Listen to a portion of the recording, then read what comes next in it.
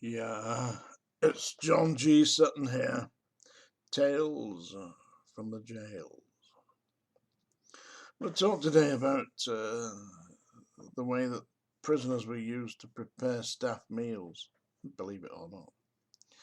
I have done this previously on Tales from the Jails. It's on here somewhere, but for all those of you who are new to this channel, you've not heard it before, I'm sure. So here we are. The prison system in the 1970s and probably earlier than that used prison inmates to cook food for the staff. Now, when I joined, I thought this surely isn't a great idea because prisoners are in there on the rough end of the prison staff, who were generally speaking behaving in a usual obnoxious manner, and then they expect these prisoners to prepare them something nice to eat. Yeah, well, I'll tell you a little story about this. In Strangeways, the staff canteen was outside the gates. It was next to what used to be a magistrate's court. So if you're on Bury New Road, yeah, the Southall Street's like that, yeah, Southall Street's going there. Bury New Road's running at the bottom, yeah. You go along Bury New Road about 200 yards and you come to the end of the prison and that's where it was, near there, just at the end of the prison. Little buildings there. That was a staff canteen, and they had some quarters there as well for staff, flats and what have you, Anyway, I went down when I first joined and I saw what they were doing. They had prisoners preparing the meals, and I thought, well, that's not really. I didn't think so. I mean, I had no experience of the prisons other than running one when I was in the military. And I thought this isn't a great idea, so I didn't eat the food there, but a lot of the staff did. Now, the inmates, I saw where they were sleeping. They were sleeping at the time. They were sleeping on B1 landing. Yeah, that's where they were lodged in the cells there. They were collected in the morning and marched down to the prison first thing in the morning, so that when the staff came off duty for the breakfast at 7:45, 8 o'clock-ish, they'd have cooked the bacon and eggs and all that, and that's what they had, a full English breakfast. And there were staff there that said, oh, they called it the bargain breakfast. Yeah, but I mean, it was a bargain breakfast prepared by inmates, I saw some of the inmates, and I was all right. I got on all right with them, I saw them laughing one night, and I said, "Come on, you bunch of bastards, tell me what's going on here. What you laughing at?" He said, we can't tell you that, boss. We're on the other side. I said, "Listen, I feel the same way as you do about some of these lot. Tell me what you're laughing at." He said, "Well, it's Friday and we've been pissing on the fish again." Oh, really? I said, because they must have known I never had anything down there, because he'd never seen me down there. I said, "Tell me a little bit about what you do." He said, "Well, every Friday it's fish." He said, "And when it comes in on a Friday morning, we all take turns at pissing all over it, and we marinate the fish in the piss before we fry it or steam it for the staff on a Friday lunchtime." I thought, well, I mean, how could the staff complain? They were pissing in the soup. Oh, some of them were. Seriously, I seen him, a great big hefty jailer, and we were down D1, and it was lunchtime, and they brought a big tureen of soup to serve all the inmates on D1.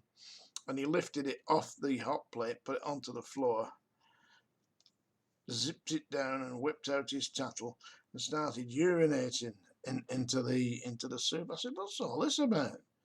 He said, "That'll teach the bastards."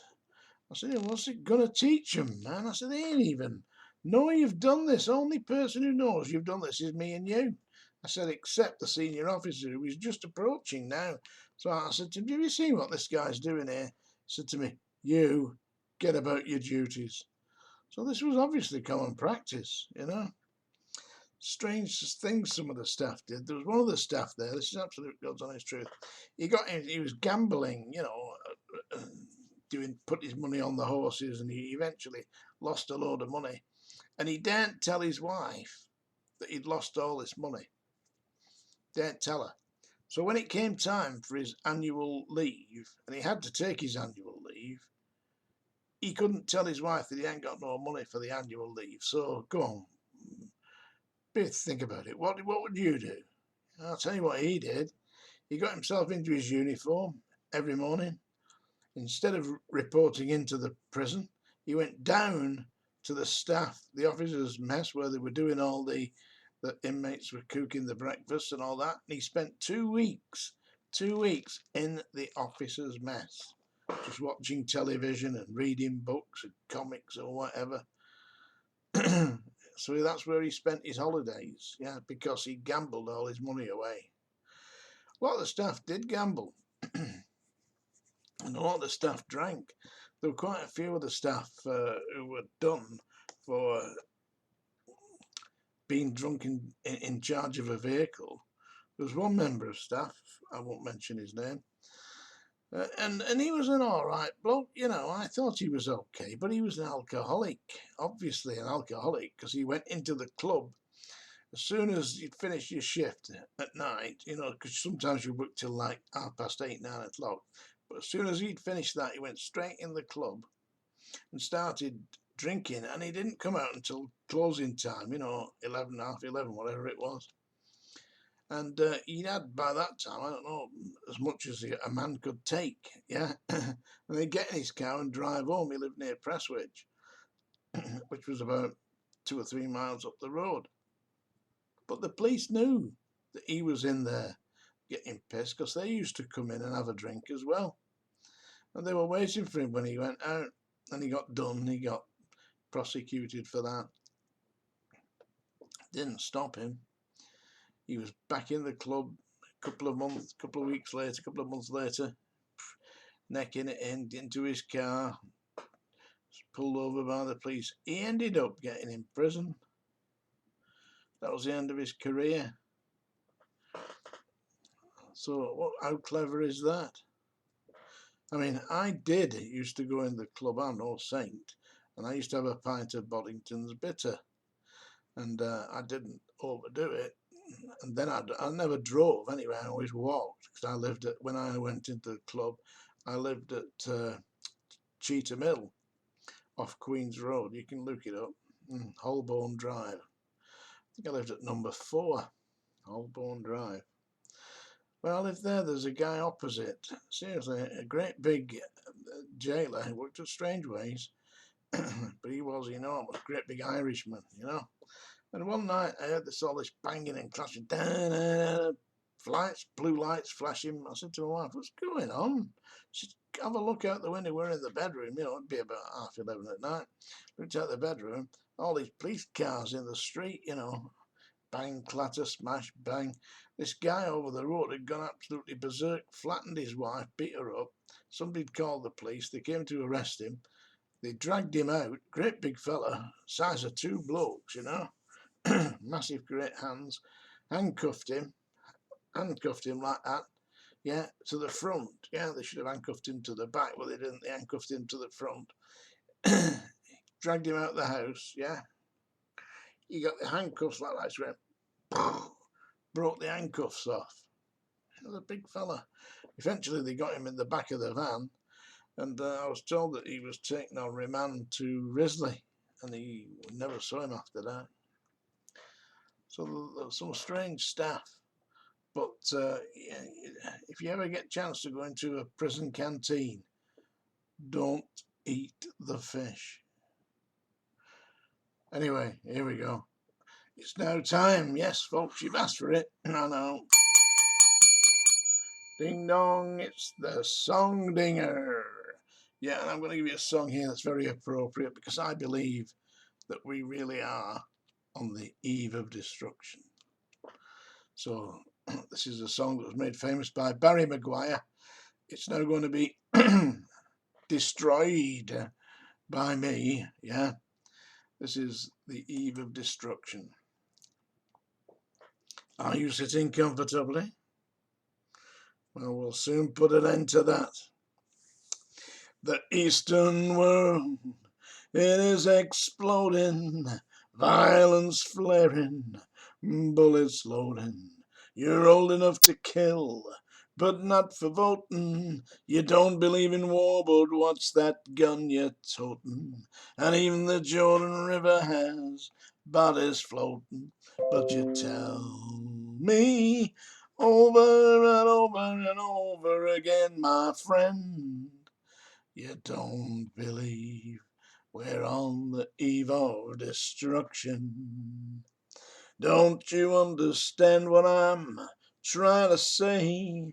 Can't you feel the fears I'm feeling today?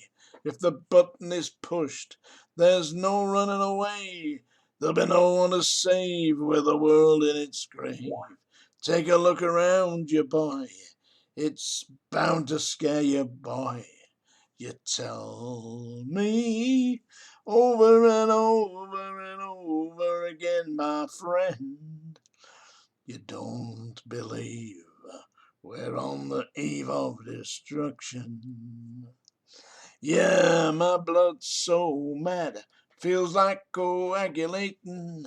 I'm sitting here just contemplating. I can't twist the truth, it knows no regulation.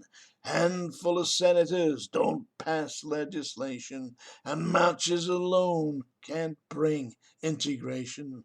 When human respect is disintegrating, this old crazy world, it's just too frustrating. And you tell me over and over and over again, my friend, you don't believe we're on the eve of destruction.